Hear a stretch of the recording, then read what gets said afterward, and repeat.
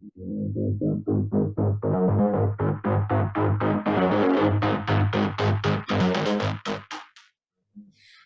na ang mga malalaking balitang Central Luzon ngayong araw. Baradong irrigation canals, problema ng ilang mga magsasaka sa bayan ng Bacolor, Pampanga. COMELEC, hinikayat ang publiko na magparehistro ilang linggo bago ang huling araw ng voters registration. Pagtatayo ng Philippine Onion Research Institute, isinusulong sa Kamara. Full recovery sa ekonomiya ng Pampanga, inaasahan sa kalagitnaan ng taong 2023. At higit 2 pisong rollback sa presyo ng mga produktong petrolyo, ipatutupad ngayong January 10.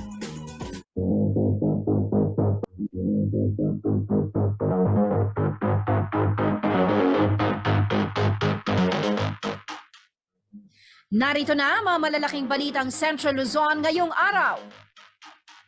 Baradong irrigation canals, problema ng ilang mga magsasaka sa bayan ng Bacolor, Pampanga.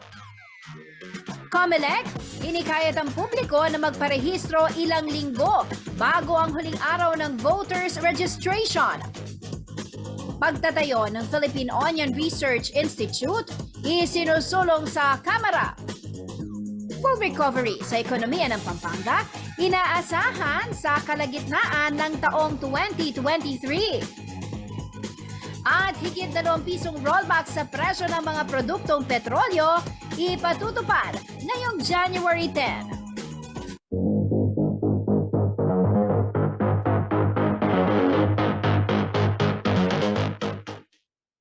Maipaldo, Pampanga, magandang araw, Central Luzon. Ako po si Jennifer Salega, taga rito, kasama nyo para sa CLTV 36 o CLTV Balitaan atin to. Kailangan po maging maingat sa pagpili ng 5-man committee sa pagsala ng courtesy resignation ng mga general at koronel ng PNP.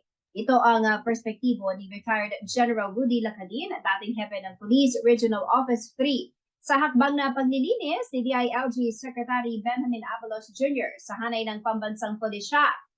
Hamon niya, huwag lamang umanong tangganin ang mga sangkot sa droga, kundi pati na ang mga involved sa korupsyon. Narito ang report. Kaya ako ay umaapila sa lahat ng full colonel hanggang general to submit a courtesy resignation. There will be a committee of 5 formed. Itong committee na to ang magsasala ng bawat isa. For the meantime, tuloy-tuloy pa rin ang serbisyo at huwag sila mag-alala kung sila'y malinis, wala namang problema. Ganito kadeterminado si Department of the Interior and Local Government o DILG Secretary Benhur Abalos sa paglilinis sa organisasyon na dawit sa problema ng illegal drug trade sa bansa. Higit 700 na nasa ranggong general at full-fledged colonel ang sasalain ng 5-man committee o ang mga miyembro ng komite na magsasagawa ng investigasyon na ayon kay Abalos ay may mataas na kredibilidad. Medyo meron, no? Pero alam mo, sa ganyan, mahirap magsalita. Pabayaan mo yung committee para silang Pero these are iba rito, mga retired na talagang mga generals na talaga impeccable ang credibility. Mga talaga, matitindi. Iba ito, hindi basta-basta ito. Di ba, tatanong ko sa kanila kung yung iba pwede mas isa o dalawa, di ba, para makita kredibilidad. Klaro umano ang mensahe ni Abalos sa hanay ng pambansang pulisya ang magkaisa na linisin ang kanilang hanay. Kaya ang kanyang panawagan ay hindi umano dapat masamain. Ang point dito, why burn the house down? Inulit pa ulit-ulit ko sinasabi. Yeah. These are just few men. Yeah. But they are in a position of critical position. Critical ang posisyon nila, hindi biro. Kaya nga, from full colonel to general Samantala, sa perspektiba ng retiradong general na dating hepe ng Police Regional Office 3 dito sa Central Luzon na si General Rudy Lacadin, mabuti naman umano ang layunin. Ngunit sensitibo ito, lalo't kung ang pag-uusapan ay ang barometro sa pagtatanggal. Sa pagsasubmit ng courtesy resignation, okay naman yun. Huwag lang pupersahin yung mga officers to submit their courtesy resignation. It should be on voluntary basis. Why? Kasi kung matino yung tawag naman niya, kailangan mag-submit ng kanyang courtesy resignation. With the assurance na hindi, maayos ka naman eh. The problem is, paano kung later on ay ma-expand yung parameters ng pagtanggal? Meaning, huwag na ng drugs lang ang consideration, pati yung mga involved sa corruption, tanggalin na rin natin. Di ba? That is possible din kasi. Oo. Ang implication noon ay pag natanggal ka, aside from being involved in drugs, ang implication, involved ka rin sa drugs. Rekomendasyon ni Lacadin, wag lang daw sa hanay ng PNP ang cleansing at gawin ng malawakan ang pagsukpo sa korupsyon. Paglinis, kalinis mo lahat, pati huwag lang yung isang dumi lang, pati dumi, lahat ng dumi. And dapat kung ito yung isang policy na inadapt sa sistema sa isang organisasyon, it should also be adopted in other government agencies with track record of corruption. Di ba? Yeah. Maraming agency na kurakot din. Ba't hindi gawin din ito? Pabor naman si Retired General Lacadin sa pagpili ni Secretary Abalos kay former CIDG Chief, Retired General at ngayon Baguio City Mayor Benjamin Magalong sa committee na may mataas na integridad naman umano at kabisado rin daw ni Magalong ang kanilang organisasyon. Nakasama ko naman si John Magalong sa CIDG dahil kami magkasama lang kami ng matagal sa CIDG. Okay lang naman. Maayos naman na tao yan. Maayos na opisyal.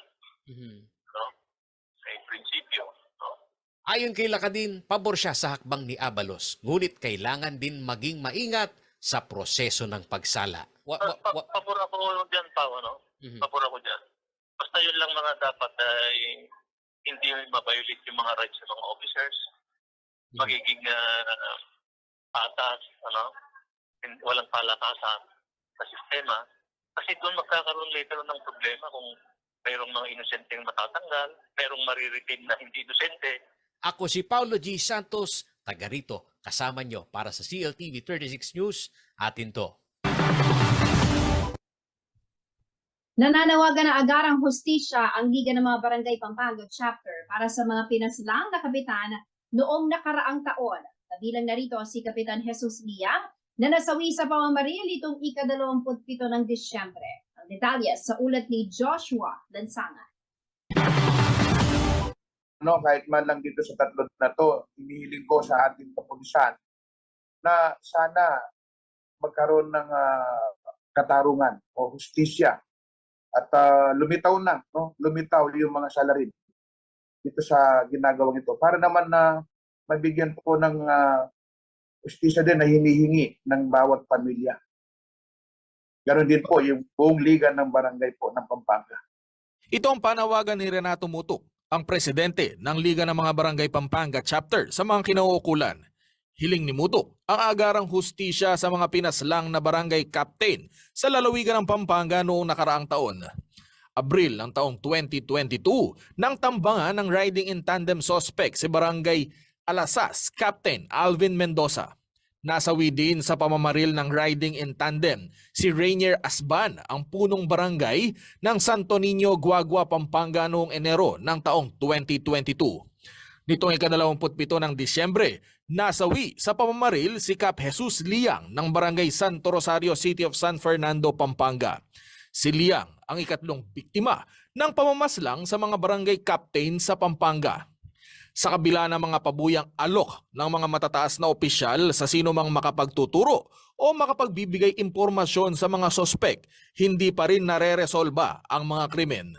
Kahapon ko, kausap ko rin po at na-interview din po yung ating bagong hepe ng City of San Fernando. Hanggang ngayon po, wala pa rin po silang Pero sabi nga niya, meron silang pinangahawakan na mga anggulo, no? Pero wala pa rin yung 100% linaw at wala pa rin po silang ibinibigay. No? Lalabas din naman yan eh. Kung meron man yan eh, nasa kanila pa po yung mga pinangahawakan pa rin po nila kung ano po yung nakikita nila ng mga anggulo o ebidensya o kung pwedeng maging suspect. So kami po sa Liga ay nakatutok po kami, no? At nakikiusap po sa ating kapulisan sa San Fernando na sana po alam ko ma'am na ginagawa po nila yung trabaho nila, pero sana tumulong din naman yung iba. Alam ko na sana may lumutang o lumabas na makakatulong sa ating kapulisan. Lubos din ang pagkondena ng Liga ng mga Barangay sa mga pagpatay. Sobrang nakakalungkot at kinukondena po namin itong ginawang pagpaslang sa aming mga kasamang kapitan na 3, no? Na kung saan yung 2 dito on duty, yung pinakahuli si Barangay Captain Jess Liang ng Santo Rosario, San Fernando. No? Ganon din si Barangay Captain sa Santo Niño, Guagua, on duty din siya. So sobrang nakakalungkot ang mga pangyayaring ito. Kanya ang Liga ng mga Barangay sa Pampanga ay kinukondena po at humihingi po ng justisya sa aming mga kasama mga barangay captain na ginawa ng ganitong hindi magandang pangyayari. No? Sa kabila ng krimen laban sa mga barangay captains, naniniwala si Mutok na nananatiling mataas ang moral ng mga kapitan sa Pampanga. Yung takot po, kagabi lang po galing ako na San Luis, no? Dahil nga pinuntahan ko rin yung isang kapitan doon na namatay sa Rosario. Dahil sa sakit naman yon. Wala po akong nakikitang takot sa kanila. Dahil bilang kapitan, nasa puso po namin yung pagsisilbi po sa aming barangay. Siyempre, yung lungkot hindi lang po mawawala, pero yung takot. Noong una siguro sa sa liga ng San Fernando, Sikap San Fernando, hindi po mawawala yung takot doon sa mga kapitan dyan sa San Fernando dahil lapit-lapit lang naman yung mga barangay dyan, di po ba? Pero in general po, nakikita ko po sa kanila na tuloy po ang laban, tuloy ang pagtatrabaho sa barangay. Yung simpatiya po doon sa pamilya at doon sa kasama namin kapitan, hindi po mawawala yun. Pero nakikita ko po sa kanila at kausap po sila na tuloy lang po kung ano po yung sinumpaan namin tungkulin. Nakakawa nga itong pinakahuli dahil 10 buwan na lang matatapos na siya, si Cap Jess. No? 10 taon na lang, 63 years old, last term siya. Nakapanghihinayang. Kausap ko nga yung asawa at saka yung mga anak nila na ang plano ni Cap Jess ay alagaan na lang yung mga apo dahil sa loob ng 3 termino siguro sabi niya ayos na yung aking nagawang tungkulin na tulong sa aking barangay. Pero yun nga, yun ang masakit din sa kanila na may plano na siya na mag-alagaan na lang yung mga apo, mabuhay na lang ng pribado naman, pero tuloy sila tumulong. Pero ito po yung nangyari, sir. Ako si Joshua Lansangan, taga rito, kasama nyo para sa CLTV 36 News, atin to. Inabisuhan po ng Philippine Coast Guard o PCG ang publiko na mag-ingat sa mga nagpapanggap na recruiter ng PCG Auxiliary. Ang PCGA ang civilian volunteer arm ng ahensya. December 2022 nang makatanggap umano ng report ang PCG tungkol sa isang grupong nagpakilala bilang 101st Balangay ng PCGA. Nagre-recruit daw mga ito ng mga miyembro sa Hermosa, Abukay at Morong sa Bataan. Gamit din ng mga ito ang logo at pangalan ng mga opisyal ng Department of Transportation, PCG at PCGA. Ngunit nilinaw po ng PCG na hindi otorisado ang mga ito. Maliban sa pagre-recruit, nangako rin ng livelihood program ang mga nagpapanggap na PCG auxiliary sa mga magiging miyembro. Bukod pa rito ang 30,000 pesos umano na allowance kada buwan. Sa naging investigasyon ng PCG na pag-alamang umabot sa 480 na residente ng Barangay Mabayo, Morong, Bataan ang nabiktima. Karamihan po sa kanila ay indigent. Ayon sa mga biktima, bukod sa 15,000 pesos na kanilang ibinayad, pinag-resign din daw sila sa trabaho at binigyan ng responsibilidad bilang security personnel. Umabot din daw sa 20,000 pesos ang nagastos ng bawat isa para makasali sa grupo.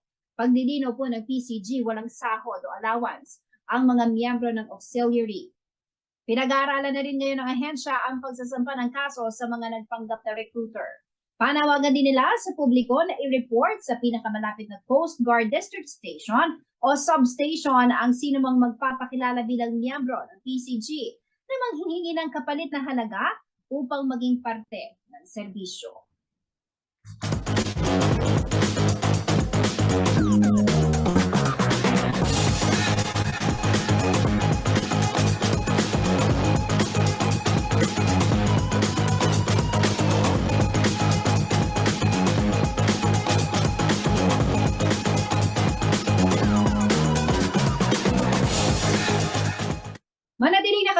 para sa iba pa mga nangunang balita ngayong araw.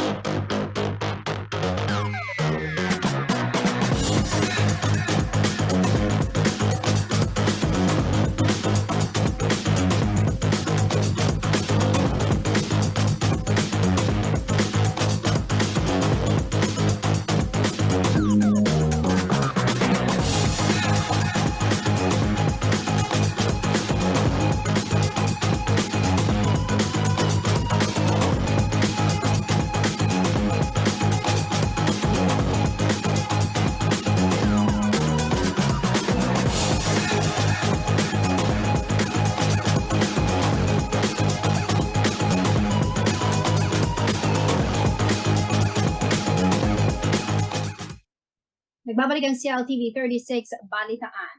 Nagbugaw man ang imbitasyon ni Pangulong Ferdinand Marcos Jr. sa mga Chinese business leader na maglagak ng puhunan sa Pilipinas. Ito'y matapos makakuha ang Pangulo ng $22.8 billion investment pledges sa 3 araw na state visit nito sa Beijing, China. Kabilang sa mga ito ang $1.72 billion para sa agribusiness, $7.32 billion para sa strategic monitoring, partikular sa electric vehicle at mineral processing, at $13.76 billion naman para sa renewable energy.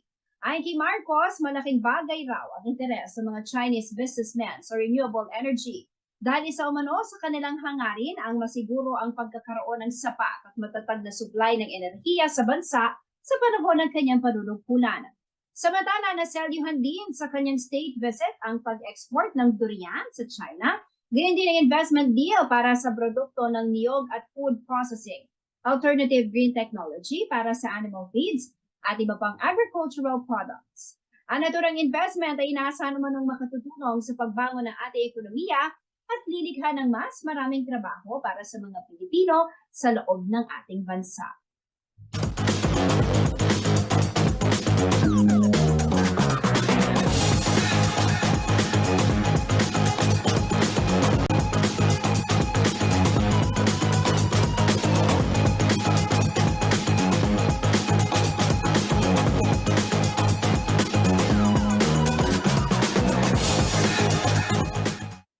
Sa kaugnay na balita, kumpiyansa umano si Pangulong Ferdinand Marcos Jr. na mababawasan na ang mga insidente ng pangharas ng Chinese Coast Guard sa mga Pilipinong mangingisda sa West Philippine Sea. Ito'y matapos magkasundo ang Pangulo at Chinese President Xi Jinping na bumuo ng direct communication line. Layunin umano nito na maiwasan ang miscommunication sa gitna ng maritime issues ng Pilipinas at China. Ang direct communication line ay bukas sa pagitan ng Maritime and Ocean Affairs Office of the Philippines, Department of Foreign Affairs o DFA at ng Department of Boundary and Ocean Affairs of the Ministry of Foreign Affairs ng China. Ang naturang kasunduan ay nilagdaan itong Miyerkules, January 4, kasama ng 13 iba pang bilateral deals na kinabibilangan ng agrikultura, infrastruktura, development cooperation, renewable energy, maritime security, trade and investments, turismo at iba pa. Samantala, muli rin umanong bubuhayin ang negosasyon sa joint oil and gas exploration sa West Philippine Sea matapos itong maantala dahil hindi magkasundo kung kaninong batas ang mananaig para sa joint exploration. Matatandang ibinasura ni dating Pangulong Rodrigo Duterte ang naturang negosasyon dahil sa legal at security concerns nito. Yung Chinese members of the bilateral group have a direct access to the president. Ako naman, out of President Xi, ako naman, on my part, titiyakin ko yung mga nakaupo sa bilateral team natin ay may direct contact din naman sa atin. Para diretso, para hindi tayo nothing will be lost in translation, hindi magkakaproblema sa misinformation na maaring mangyari kapag napakatagal bago nakapag-usap kami.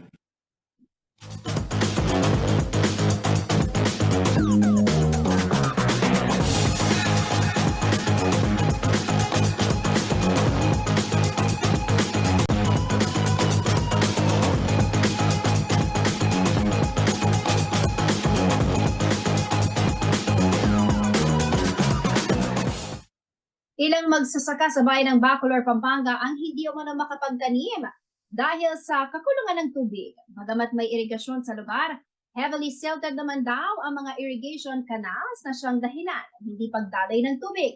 Naipaabot na raw ng lokal na pamahalaan ng Bacolor ang problema sa NIA Region 3 at kanila na itong tinutugunan. Iba pang detalye sa ulat ni J.M. De Jesus. Dumadaing ngayon ang ilang mga magsasaka mula sa barangay San Antonio, bayan ng Bacolor, Pampanga dahil sa kakulangan ng tubig sa mga irrigation canals. Kwento ng 59 years old na magsasaka na si Mang Angelito Pisigan, hindi umano umaabot sa kanilang mga lupaing tinatamnan ng patubig kung kaya't hindi sila makapagtanim ng palay. Wala nga tubig dito sa may wala pang tubig kaya hindi mabungkal-bungkal dahil sa tigas pa ng lupa. Kailangan pagtutubigan muna yan para lumambot para kapag nabungkal, matataniman na yan. Sinubukan na umano nila magtanim ngunit hindi umano kinakaya at nalulugi lamang sila. Mamatay yung mga palay dahil sa putik yung mga lahar. Kaya hindi na, minsan ayaw na tumubo. Na minsan yung iba, tutubo nga, ay kapag umulan, matatakloban yung anong palay dahil sa putik. Yun. Kaya minsan hindi nabubuhay ang mga palay. Inilapit daw nila ito sa lokal na pamahalaan ng Bacolor. Nakipag-ugnayan naman umano ang lokal na pamahalaan sa National Irrigation Administration o NIA Region 3 matapos isang guni ng mga magsasaka ang problema sa irigasyon sa kanilang mga pananim. Lumabas sa investigasyon na heavily silted ang mga irrigation canal dahilan upang hindi makapasok ang tubig. Ito rin umano naging sanhi ng mga pagbabara. Tanong ko ng mga irrigators kahapon, yung mga farmers nating irrigators na gumagamit sa patubig, na yun daw patubig nila, hindi na mapapasok mo sa irrigation canal. Dahil nga, alam mo yung kasing canal na yan, talagang heavily silted. Every time na mag-flow yan, dahil nanggagaling yan ng Pasig Potrero, alam natin, lahar yan, so nasisilt siya. So tumaas, so they forced to excavate it ng mano-mano, pero hindi kaya. Benesita naman ng CLTV News Team ang mismong dam na kung saan nagmumula ang patubig na nanggagaling pa umuna sa Pasig Potrero. Dito namin napag-alaman na mayroong grupo ng mga magsasaka ang nangangasiwa sa naturang dam. Ito ang Sibol Bacolor Farmers Irrigators Association na kung saan 5 barangay ang miyembro nito. Ito ay ang mga barangay San Antonio, Cabetican, Santa Barbara, Tinajero at Parulog.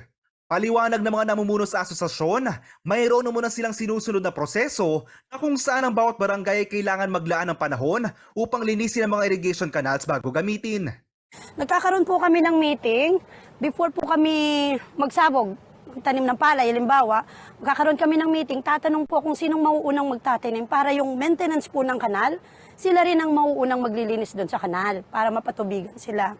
Ang nagiging problema po, yung ibang sektor, gumagamit lang. Hindi sila naglilinis. Pag tinatawagan sila ng mga chairman nila, marami silang ginagawa. May trabaho. May mga trabaho. Pero pag operational na po yung tubig, ginagamit nila. Ngayon po, almost 3 months, puro po dito sa 3 barangay lang nagamit yung irigasyon na yan, wala pong naglinis, kaya silted na naman. Nananawagan din sila sa kanila mga kapwa magsasaka na sana ay makipagtulungan ng lahat upang mabigyan ng patubig ang bawat barangay. Una po, makipag-cooperate po sa mga chairman per sector. Pangalawa, sundin po yun nila yung internal rules. Yung pagkakaisa po dun sa pagtutulungan po kung paano malinis yung kanal para pakinabangan namin ng pare-parehas. Hindi lang po yung sarili natin yung inaasahan natin. Hindi na po tayo tutulungan ng gobyerno. Kung iaasa lahat po natin sa gobyerno, walang mangyayari. Kailangan din po natin kumilos. Handa naman umano ang National Irrigation Administration Region 3 na tumulong sa isyu na kinakaharap ng mga magsasaka ng Bacolor at sa ngayon ay hinuhukay na nila mga silted na parte ng mga naturang irrigation canal. Meron nga pong binibigay ang NIA na subsidy para sa operation and maintenance nila. Kaya yun po yung ginagamit nila para doon sa kuha po ng backhoe para ma-desil po yung mga kanal. Pero ang NIA po, hindi naman po humihinto na kung ano man po yung pwedeng maitulong sa kanila, itutulong naman po. Patuloy naman din umuno ang assistance sa lokal na pamahalaan at ang pangunahing target ay magkatubig at dumami ang ani ng mga magsasaka. We are in full support of the farmers. Alam mo, nagbibigay tayo ng mga, alam mo, kasama pa yung DA dyan ng region, yung national, yung provincial government. Kompleto yan, may abono, mayroong pataba, we have the binhi, lahat. So, continuous yung program natin. Even the local government unit of Bacolod, talagang nakatutok niyan sa mga farmers natin. Kasi yan mga kantabay natin araw-araw. Kahit anong okasyon, kasama ako ng mga farmers namin. So, nakakausap ko lang directly. So, whatever the problems, whatever the programs, the plans of the LGU, itutok mo kami sa kanila. Ako si JM De Jesus, taga rito, kasama nyo. Para sa CLTV 36 News, atin to. Manatiling nakatutok at magbabalik ang CLTV 36 Balitaan.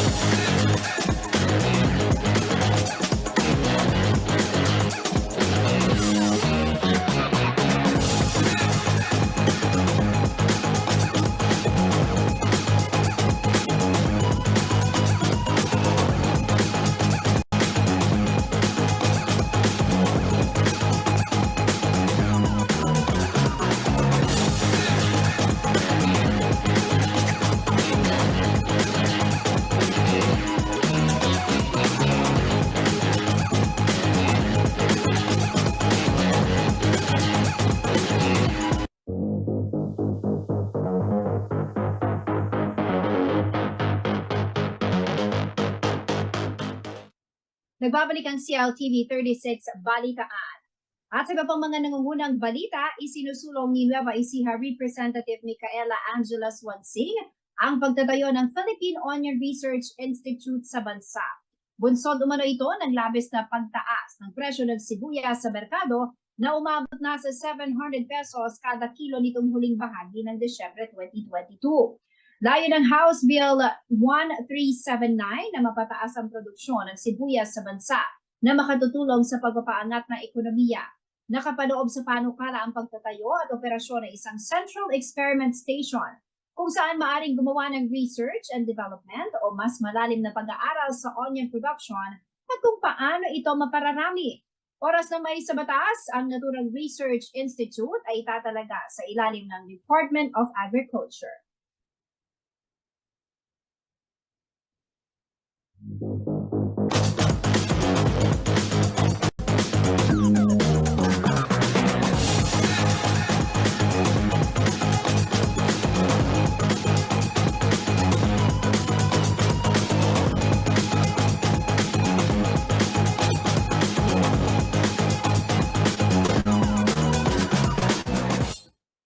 Kinumpirma ng Home Development Mutual Fund o Pag-ibig na hindi na rin magpapatupad ng kanilang ahensya ng pagtaas sa kontribusyon ng mga miyembro ngayong taon. Ito na ay ikatlong pagkakataon na sinuspinde ng nasabing government-owned and controlled corporation ang nakatakdasa ng monthly premium hike. Ayon sa Pag-ibig, nagpasya ang kanilang stakeholders noong 2019 ay patupad ang contribution increase noong 2021. Pero ilang beses umano itong ipinagpaliban dahil sa COVID-19 pandemic. Ani na ang kasalukuyang minimum monthly contribution ng Pag-ibig members ay nasa 200 pesos at wala mo ng pagbabago sa kanilang premium rates simula pa noong 1986. Samantala, tuloy pa rin naman ang contribution rate hike na 14% mula sa kasalukuyang 13% ng Social Security System o SSS ngayong taon.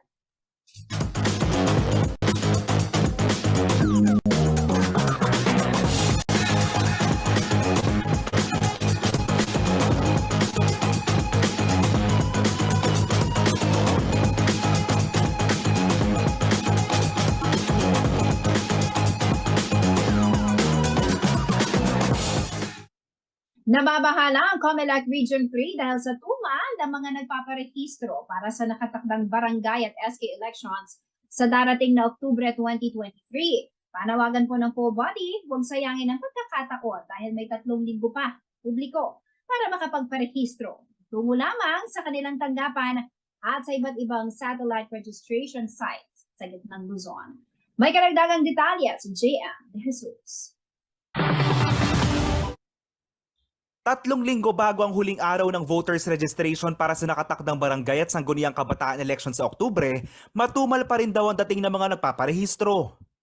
Maaalalang nito Oktubre na nakaraang taon, ipinagpaliban ng barangay at SK elections na nakatakda sana ng December 2022 alinsunod sa Republic Act No. 11935. Dahil dito binuksan muli ng COMELEC ang registration nitong December 12, 2022 na tatagal hanggang sa January 31, 2023. Ayon kay Attorney Elmo Duque, Assistant Regional Director ng COMELEC Region 3, nasa 110,000 ang target registrant sa gitnang Luzon. Ngunit sa ngayon ay nasa mahigit 52,000 pa lamang daw ang lumabas sa kanilang tahanan at nagparehistro. Sa bilang na ito, nasa 2,225 ang mga kabataan nagparehistro na nasa edad 15 to 17 o mga boboto para sa SK officials. In fact, yung datos natin nagpapakita na medyo konti yung nagpa-participate sa ating registration.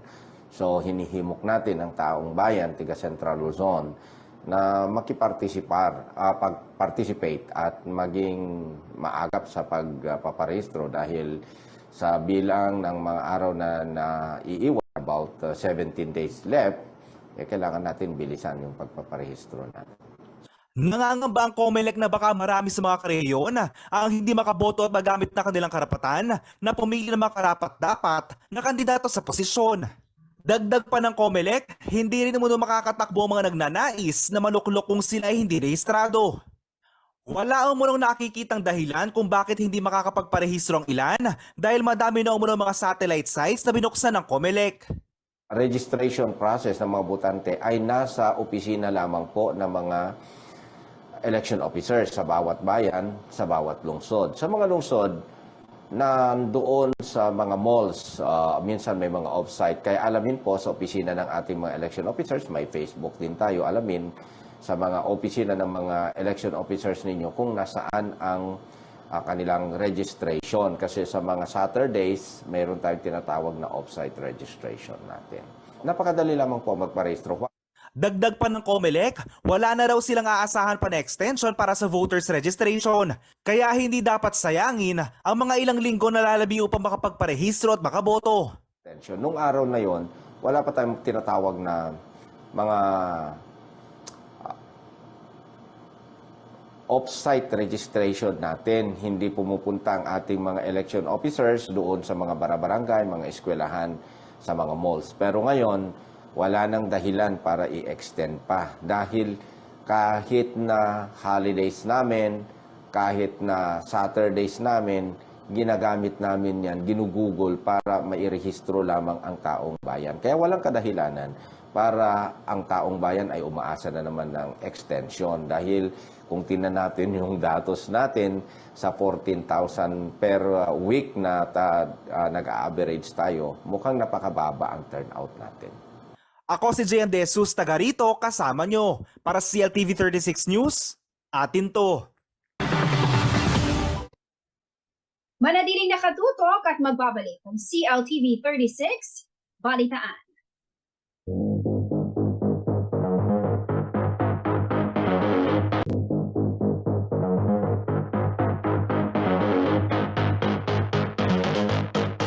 Nagbabalik ang CLTV 36 Balitaan. Rollback sa presyo ng mga produktong petrolyo ang sasalubong sa mga motorista sa araw ng Martes, January 10. Magpapatupad po ang Uni-Oil Petroleum Philippines Incorporated ng 2 pesos and 40 centavos hanggang 2 pesos and 60 centavos na bawas presyo sa kada litro ng diesel, habang nasa 50 to 60 centavos naman ang rollback sa presyo ng kada litro ng gasolina. Inaasahang magpapatupad din ng kahalintulad na hakbang ang iba pang kumpanya ng langis sa bansa. Kaya tumutok lamang po sa aming update. Samantala, malaki-laki rin ang inaasahang rollback sa kerosene na nasa 2 pesos and 40 centavos habang 2 pesos and 70 centavos kada litro.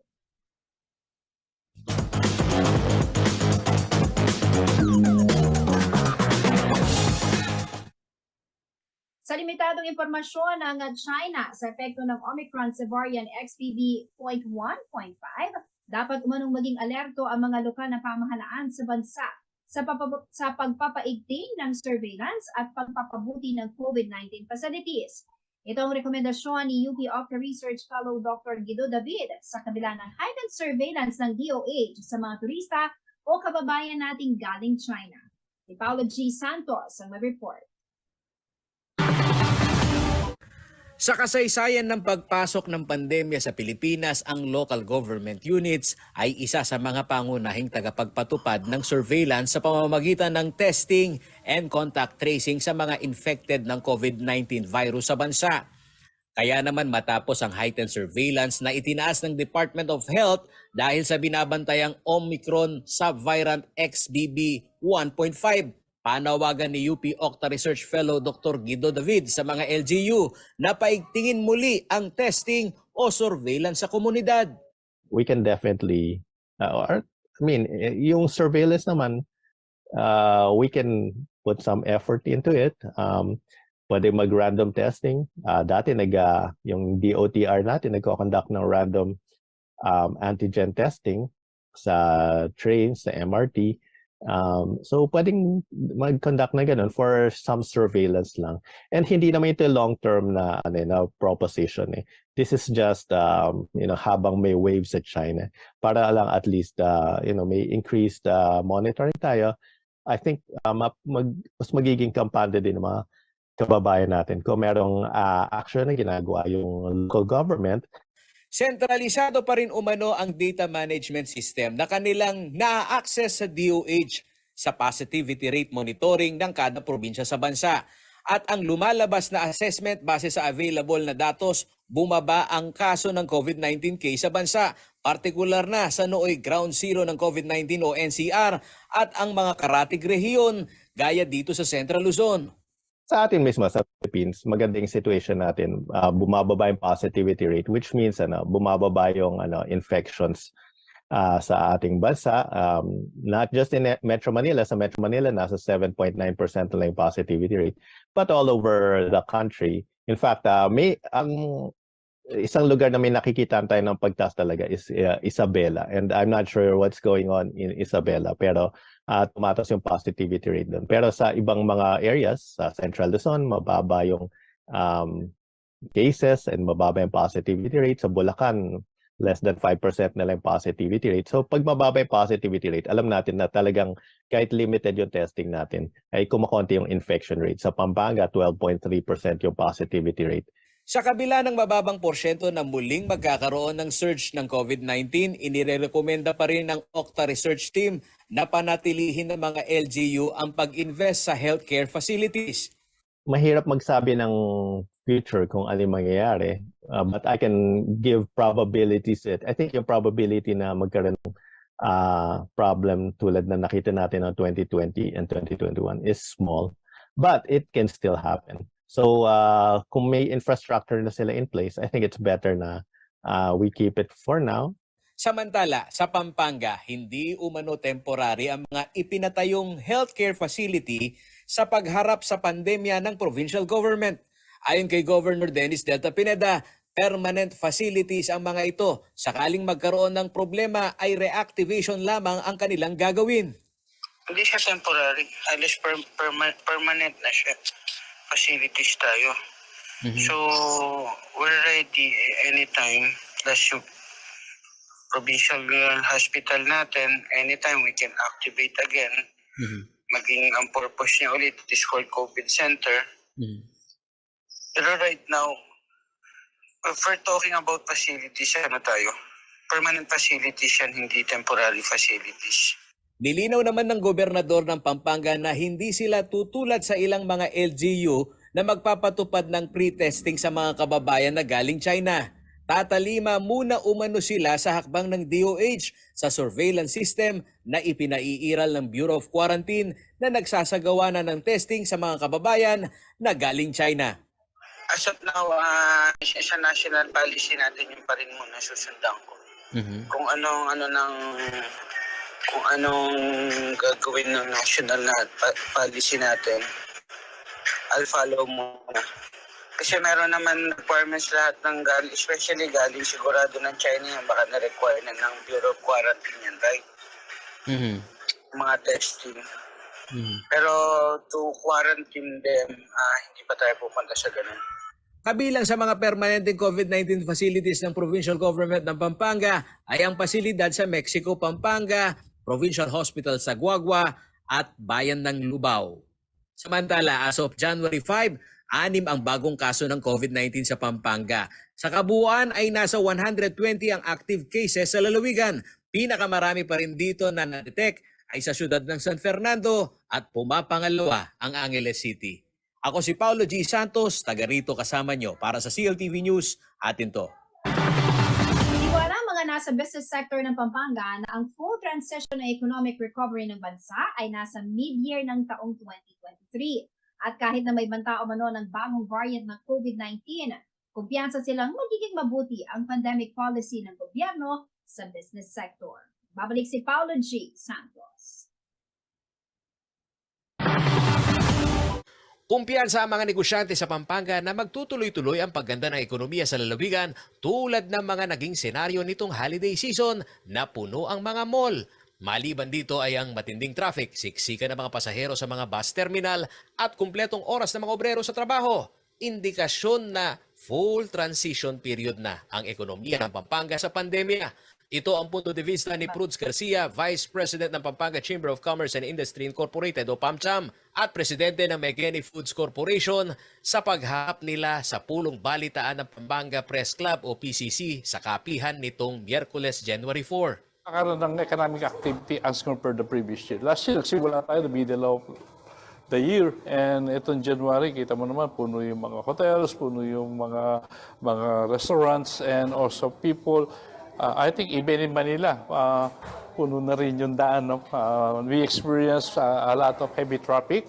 Makita sa signs na nakakaroon ng economic movement. Ang economic forecast naman ng negosyanteng si Rene Romero, ang full recovery ng Pampanga ay nasa mid-year ng taong 2023. I will consider 2023 as the final transition from the final transition year from pandemic and other disruptions. Because right now, we're on the road to recovery. I think we're midway. And hopefully, by the middle of 2023, the recovery will reach its goal.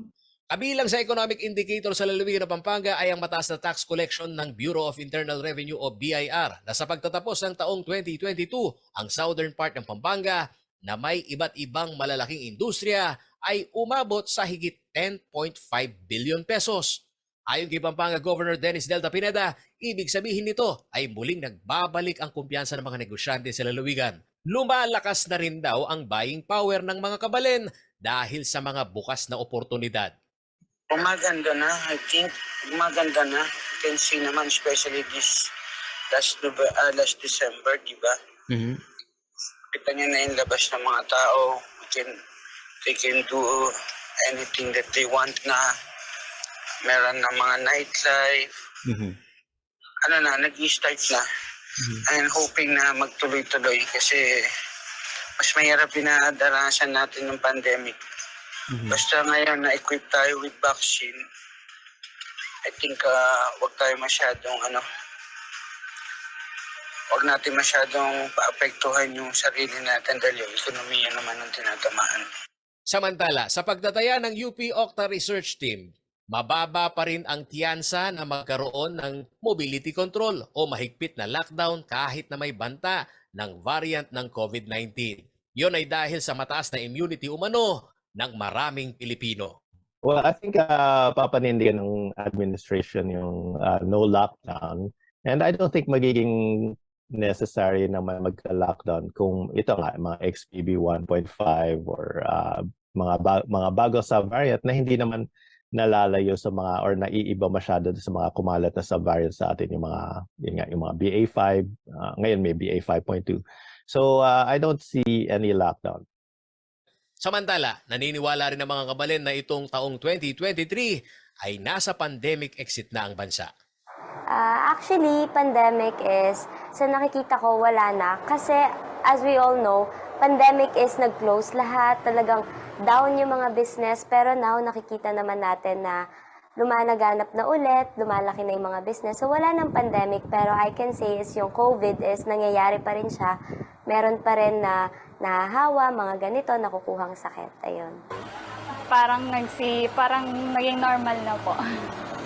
Parang wala na po yung pandemic. Kasi parang yung pandemic naman, parang medyo nababawasan na eh. Ngayon, yung pag-asenso, nasa tao rin yun eh, kung talagang magsisikap sila. Ako si Paulo G. Santos, taga rito kasama nyo para sa CLTV 36 News. Atin to. Alamin naman natin ang magiging lagay ng panahon mula kay Ginong Manny Esguerra, ang Chief Weather Forecaster ng Pag-asa Flood.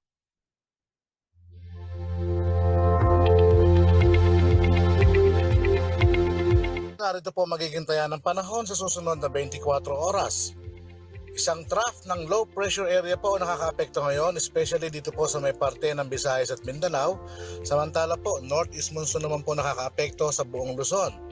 Kaya po ang mga lugar ng Visayas, Mindanao, kasama na po ang Bicol Region at ang northern portion ng Palawan, kasama rin po ang Kalayaan Islands, ay magiging maulap po ang papawirin na may mga kalat-kalat ng mga pagulan, pagkulog at pagkidlat. Dulot po ito ng trough ng LPA. Ang LPA po ay nasa labas po ng PAR at ito po ay matatagpuan sa may southern Mindanao. At gayon din po sa may Cagayan Valley, Cordillera Administrative Region, kasama po ang natitirang bahagi ng Mimaropa, Quezon at Aurora. Maulap ang papawirin dyan ng may mga pagulan. Dulot naman po ito ng hanging amihan o northeast monsoon. Ang Metro Manila po at ang nalalabing bahagi pa ng Luzon, kasama na po dito ang Pampanga, ay magiging bahagya hanggang sa kuminsan ay magiging maulap din po ang papawirin sa bandang hapon o gabi at inaasahan lamang po yung mga mahihinang mga pagulan. Ito lamang po yung mga weather system na binabantayan ng Pag-asa at nagbibigay po ng mga pagulan sa ilang parte ng ating bansa. Kaya posible pa rin po yung mga flash floods at landslides sa mga apektado pong lugar. Pinag-iingat pa rin po ang lahat. At yan ang mga balitang nakarap ng ating news team. Kasama po ang buong pwersa ng CLTV 36 News and Current Affairs. Ako po si Jennifer Salenga. Taga rito, kasama nyo para sa CLTV 36 Balitaan. Atin to. Maraming salamat po.